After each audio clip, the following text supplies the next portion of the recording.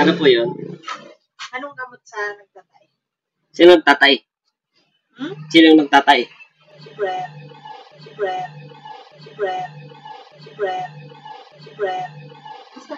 Paano natin gagamutin? Nakilala ko. Friend ko. Paano nga natin gagamutin kung sino? Hindi mo sinasabi. Lalaki. Bata o lalaki? Lalaki, Ay, bata o... 42 years old. Ah, okay. Nagtatai daw siya. Ba't siya nagtatai ba? Hindi niya alam. Bigla lang eh. Bigla lang? Pinakain siya? Wala naman daw. Ano lang, isda. Yun lang. Kaya umaga lang yung isda. Tapos? Basta daw yung kain niya. Gano'ng kabasa?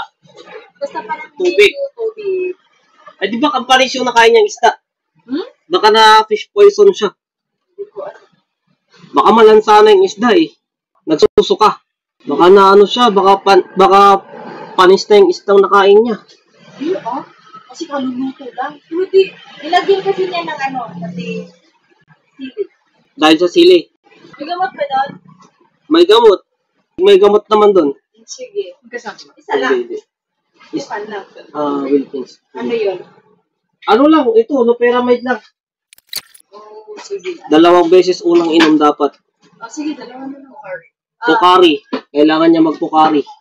Pukari? Oo. Tubig ba yun? Hindi. Ano yan? Pang-rehydrate sa kanya. Gamot ba din? Hindi. Gamot din yun. Para hindi siya manghina. Ano yun? May ano, pukari. Oo. Yung maliit, magkano? Iinumin niya na hindi ipapasok sa puwet. baka ipasok na sa puwet eh. Grabe na. Nakabili na ako. Ayos pa lang gamot. Nakabili ka na yan? Oo, natusan din ako. Uy pala eh. Silipin mo ako baka pinasok sa puwet eh. Ano? Yan. 2. Ano na yan? Morning? Ngayon at saka bukas. Oo, 2. Sabayan din ng ganun.